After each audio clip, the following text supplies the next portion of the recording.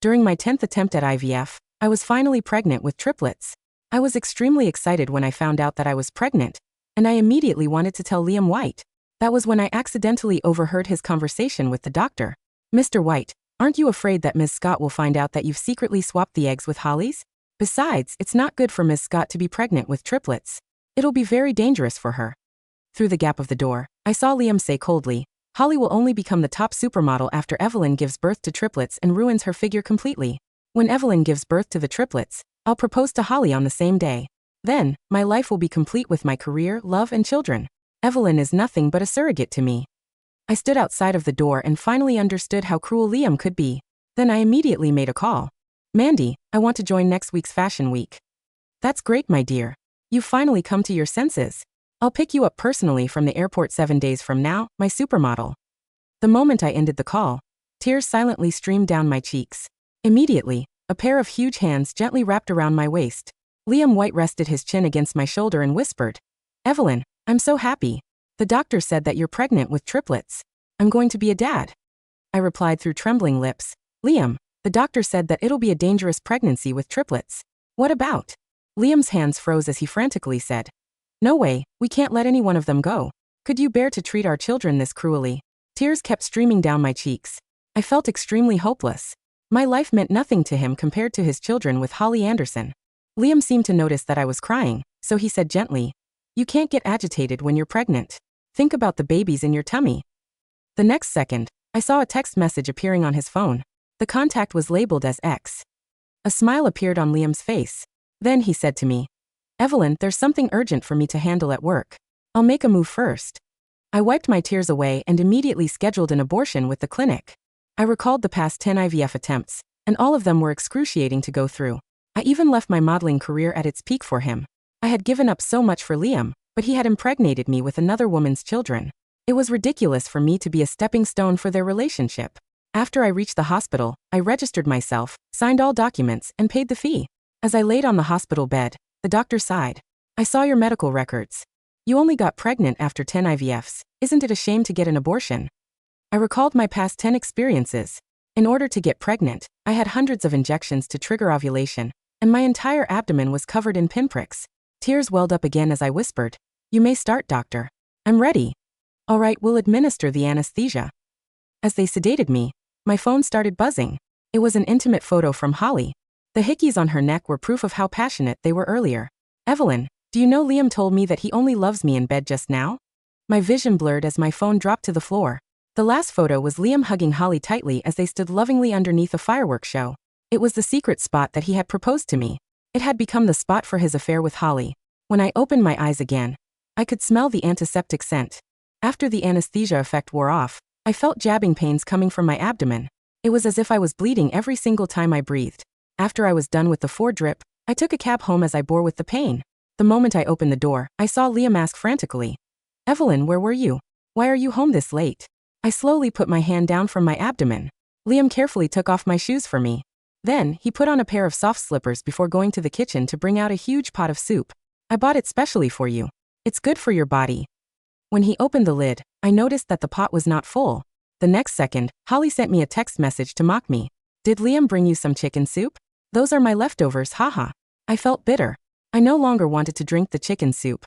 I no longer wanted Liam anymore either. That night, I lay on the bed.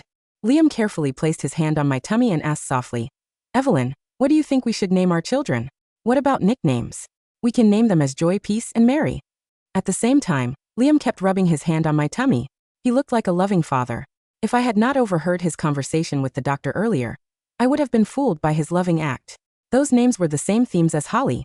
The pain in my abdomen was nothing compared to the pain in my heart. He kept hurting me over and over again just so he could clear the way for Holly. My pillow was drenched with my tears as Liam started to fall asleep. Just when I was about to fall asleep, I heard Liam mumble, "Holly, I really love you. I love you so, so much." His voice was very soft, but it had a huge impact on me. The heavy rain struck against the window. I was jolted awake from a loud thunder. I subconsciously reached out to Liam's side of the bed, but I realized he was already gone. I saw him quickly get dressed and run out. The lightning struck again when Liam ran out and yelled, "Evelyn, some urgent matters cropped up at work. You don't have to wait for me." I hid under the blanket as I listened to the thunder. I could not help but tremble. I was terrified of thunderstorms. My parents had passed away when I was 10 in a car accident during a stormy night. Since then, whenever there was a thunderstorm, I would recall that nightmare. Holly sent me another taunting text message. Evelyn, I said that I was afraid of thunder, and Liam actually believes me. He rushed over to me. I wrapped the blanket tightly around my body and gave myself a sense of security in the dark night. When I first got together with Liam, he once promised me that he would not leave me alone on a stormy night. However, he went against his promise. As the lightning lit up the sky, Holly sent me a video. In the video, Liam was hugging Holly tightly as he whispered, "Holly, don't worry. You're the only one I love forever." Immediately after, they started getting intimate, and I could hear their moans and heavy breathing. My heart pounded furiously with every lightning strike. I hid underneath the blanket and pressed my hands against my painful abdomen. I stayed up all night. The thunderstorm continued for the whole night, and Liam did not return at all. Liam only returned at the crack of dawn. He opened the door and whispered, "Evelyn, I brought you your favorite breakfast." When I walked out of the bedroom, I saw Holly sitting on our couch. She wore a short black dress with high heels. When she saw me, she immediately mocked me. "Evelyn, it's true that when a woman gets pregnant, she'll stop taking care of herself." I looked at myself in the mirror. My face was pale with apparent eye bags. It was a huge contrast to how good she looked. I turned around and walked toward the kitchen. Then, I fetched myself a glass of water and started drinking. Liam placed my breakfast on the table and smiled. "Evelyn, this is your favorite sandwich. Come, eat it while it's fresh." When I opened the packaging, I noticed that the bread was mushy. I immediately lost my appetite. Holly laughed. "I bet it's soggy because it's been a while. When we ate it in the cafe, it was very tasty." Liam glanced at Holly and explained, "Evelyn, we bumped into each other. That's why we had breakfast together. Holly heard that you're pregnant, so she came over to visit you on purpose." I did not even spare a glance at him when I muttered, "All right, got it." In the past, whenever he brought up Holly, I would argue with him out of jealousy. However, I no longer felt anything. After all, I would leave in a few days. Liam reached out to touch my tummy as he whispered, "It was stormy last night. Were our babies afraid? I had to settle something really urgent last night." A hint of disappointment flashed in my eyes. It turned out that he remembered that I was afraid of thunderstorms. However, he still chose Holly over me. He did not even bother to explain himself to me. I hung my head and suppressed my tears, then said, "I was asleep. I didn't hear the thunder." Immediately after, Liam placed the sandwich in the toaster to reheat it. Holly and I were left alone in the living room. After Liam left, Holly showed her true colors. She smirked coldly. "Evelyn, look at you. Do you think you could still keep Liam like this?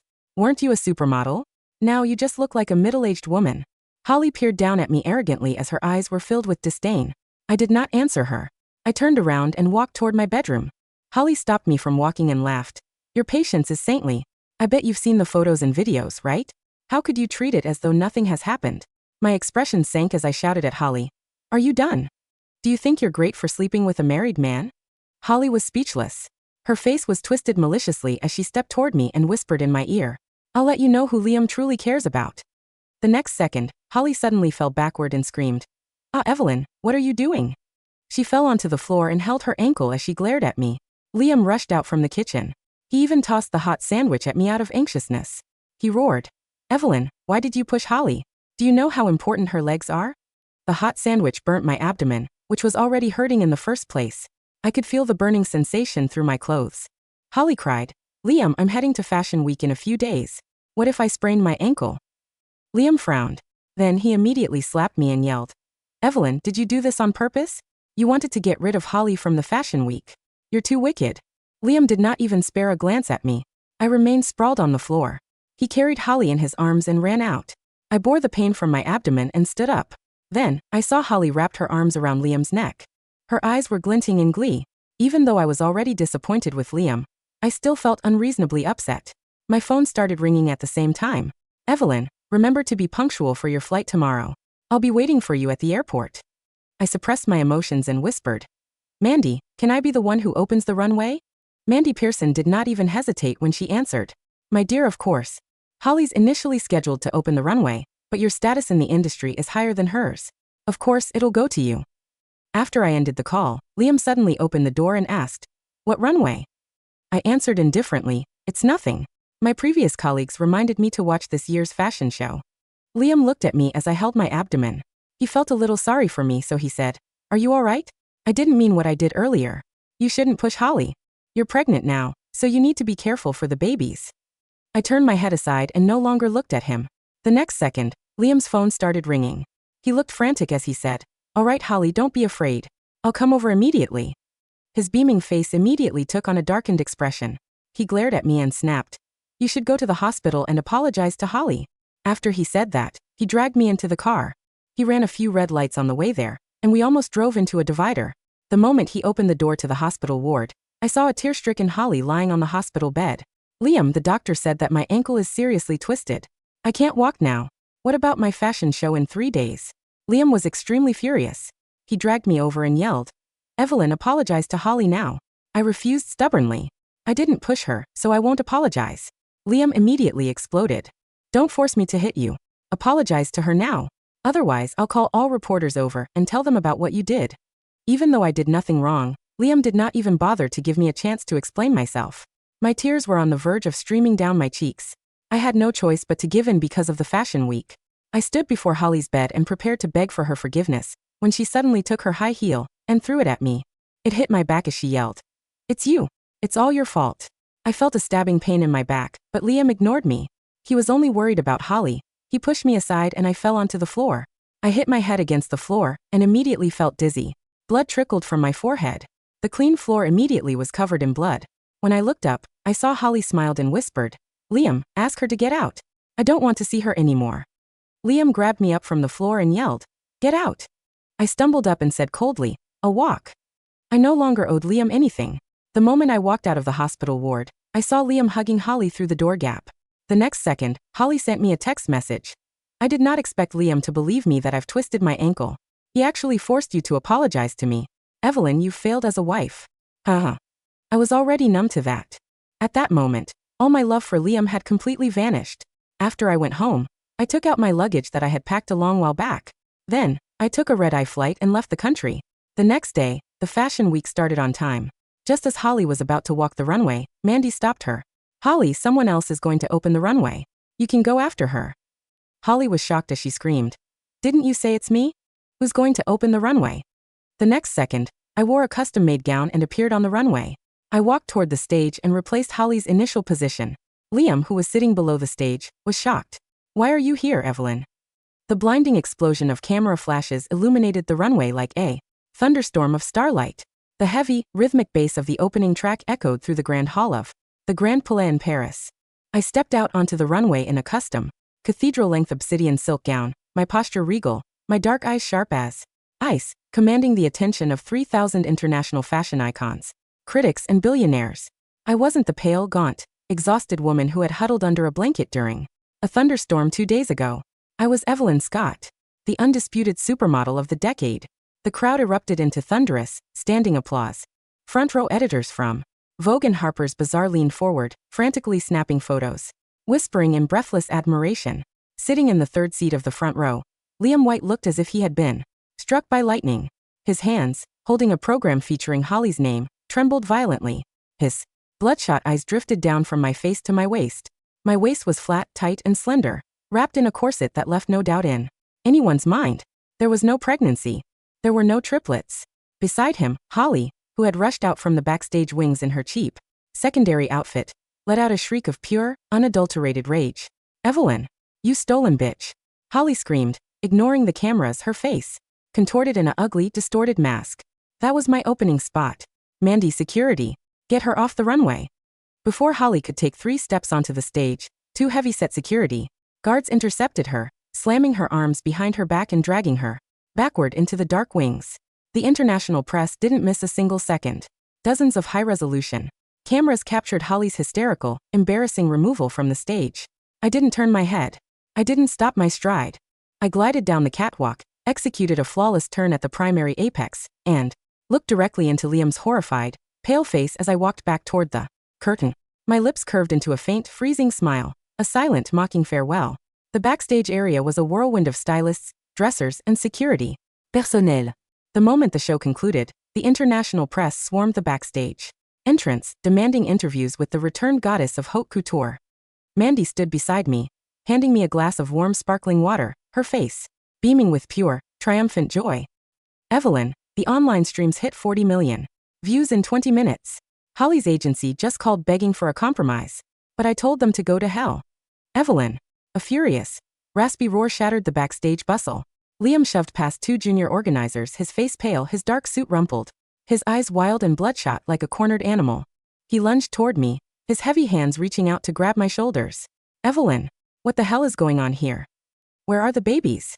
Where are my triplets? Before his fingers could touch my silk gown, Mandy stepped in front of me, slamming a wooden clipboard hard against Liam's chest. Back off, Mr. White. Mandy barked, her eyes flashing with absolute disgust. This is a private backstage area. Touch her, and security will throw you out. Into the street. Liam didn't care about Mandy. He glared past her shoulder, staring at my flat stomach, his breathing heavy and ragged, sweat dripping down his forehead. Evelyn, answer me. Liam choked out, his voice cracking with a terrifying blend of rage and rising terror. You were pregnant 3 days ago. You were carrying my children. Why are you on a runway in Paris? Where is the hospital? Report. I stepped around Mandy, taking a slow, graceful step toward him. I looked into his eyes, the same eyes that had looked at the doctor through the door gap, casually plotting to use my body as a disposable surrogate to ruin my figure for Holly's career. There are no triplets, Liam, I said. My voice was smooth, quiet, and carried a cold, absolute deadness. Liam froze. What? What do you mean there are no triplets? I mean I had a surgical termination 3 days ago. I whispered every word, landing like an iron nail into a coffin. While you were buying fireworks for Holly at our proposal spot, I lay on an operating table and had your 3 little parasites scraped out of my uterus. The world seemed to stop moving around Liam. His face turned from pale to a dark, sickening gray. His body shuddered violently, his knees buckling so hard he had to grab the edge of a clothing rack to keep from hitting the floor. You killed them? Liam gasped, tears of sheer shock welling in his eyes. They were our children, Evelyn. You went through 10 IVFs. For them. They weren't my children, Liam, I sneered, leaning closer to his ear, my tone dripping with toxic, beautiful venom. They were Holly's eggs.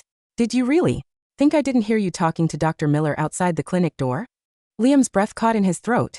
His jaw dropped, his eyes dilating to the size of pinpricks in absolute, cosmic horror. He knew. In that single second, he realized that I hadn't been tricked. I hadn't been fooled. I had known every single piece of his disgusting, sadistic plot from the very beginning. You overheard? Liam stammered, his hands shaking uncontrollably. Every word, I replied flatly. You wanted to ruin my body so Holly could be a supermodel. You wanted me to be your quiet, obedient surrogate while you proposed to her on the same day. I pulled a crisp white envelope from my clutch bag and slapped it against his chest. That's the medical report of the abortion, I said. And the second document. Inside is a formal petition for divorce and a criminal complaint for illegal human embryo manipulation. By the next morning, the global fashion news had completely pivoted from Evelyn Scott's runway comeback to the single biggest medical ethics scandal of the century. At 10 o'clock in the morning, Mandy held a joint press conference at the Intercontinental Hotel in Paris, flanked by 3 top human rights attorneys and the president of the International Medical Ethics Board. On the massive LED screens behind the podium, 2 documents were displayed in crystal clear, high-definition resolution. 1. The secret embryo swap agreement, signed by Dr. Marcus Miller and Liam White, detailing the unauthorized extraction of Holly Anderson's ova and their illegal implantation into Evelyn Scott during her 10th IVF procedure. 2. The audio recording, the full, unedited audio file captured by my phone, outside Dr. Miller's office, featuring Liam's cold voice saying, Holly will only become the top supermodel after Evelyn gives birth to triplets and ruins her figure completely. Evelyn is nothing but a surrogate to me. The room of 200 international journalists exploded into absolute chaos. Flashbulbs flared like a thunderstorm. Reporters scrambled to upload the audio to global news portals. Within 2 hours, the story hit the front pages of every major news outlet worldwide. Billionaire Liam White used wife as a legal surrogate for mistress. Doctor stripped of license in horrific embryo swap scandal. Evelyn Scott reclaims her body and her crown. The public backlash was swift, brutal, and absolute. The White Group's corporate headquarters in the capital was surrounded by thousands of angry protesters and media vans. Share prices of the White Group plummeted by 70% at the market opening, wiping out $3 billion in market capitalization in less than 4 hours. At the same time, the police executed an emergency arrest warrant. Dr. Marcus Miller was dragged out of his private fertility clinic in handcuffs, charged with felony medical fraud, unauthorized human experiment, and gross medical malpractice. As for Holly, Her agency immediately terminated her contract, issuing a public statement, declaring her a persona non grata in the fashion industry worldwide. Every single brand that had briefly considered working with her pulled their sponsorships, suing her for breach of moral conduct clauses. In a luxurious penthouse suite overlooking the Seine, the atmosphere was chaotic and dark. Liam sat on the leather sofa, holding a glass of neat whiskey, his hands shaking violently as he watched the corporate stock tickers crash on his laptop screen. His phone was ringing off the hook, calls from board members demanding his immediate resignation, calls from bank managers freezing his corporate credit lines, calls from process servers. Holly stood near his private safe in the master bedroom, frantically packing designer watches, gold bars, and stacks of cash into a large leather bag. Hearing the commotion, Liam stood up, stumbling into the bedroom, his eyes bloodshot. "Holly, what are you doing?" Holly didn't even look up. Her delicate, sweet act was completely gone, replaced by a sharp, vicious, panic-stricken glare. "What am I doing? I'm getting out of here before your company goes bankrupt and the police arrest me as your co-conspirator." Liam stared at her, his brain short-circuiting. "Holly, I did all of this for you. I swapped the eggs for you. I ruined Evelyn's life so you could be the top model. Did I ask you to do it that stupidly?" Holly screamed, sipping her bait shots. With a harsh metallic screech. "You got caught. You let her record you. You ruined my reputation. I can't even walk down the street without people throwing trash at me." She shoved past his shoulder, her high heels clicking loudly against the hardwood floor. Liam grabbed her wrist, his voice cracking into a desperate, pathetic whimper. "Holly, please don't leave me. We still have money in my private accounts. We can go overseas. Get your filthy hands off me." Holly shrieked, turning around and slamming her heavy leather bag directly into Liam's face. Crack. The corner of the heavy bag struck Liam's cheekbone, splitting his skin, blood instanting spurting down his face. Liam fell backward onto the floor, clutching his bleeding face, staring in absolute, stunned horror as the woman he had loved, protected, and cherished above his wife turned her head and spat on his floor. "You're a broke, ruined idiot, Liam." Holly sneered, pulling her coat around her shoulders. "You think I actually loved an old, pathetic guy like you? I only slept with you because you paid for my apartment and promised to make me famous. Now you're worthless." She pulled open the heavy front door and sprinted down the hallway toward the elevators. However, the moment she stepped into the building lobby, for uniformed French police officers stepped out of the shadows, blocking her path. "Holly Anderson?" the lead inspector announced, pulling out an arrest warrant. "You are under arrest for conspiracy to commit medical fraud, extortion, and physical assault against Evelyn Scott." Holly let out a piercing shriek as the steel handcuffs clicked tightly around her manicured wrists. She thrashed and kicked, her designer clothes rumpled, her hair messy, looking like a manic street beggar as she was dragged into the police cruiser under the blinding lights of 20 news cameras. 3 months later, the High Court of the Capitol was packed to capacity for the trial of Scott v. White. I sat at the plaintiff's table, wearing a sleek, tailored midnight blue suit, my hair styled in a sharp, modern bob, looking radiant, healthy, and completely calm. Beside me stood Mandy and my senior litigation team. Across the courtroom sat Liam White. In just 90 days, he looked as if he had aged 20 years. His executive suits were gone.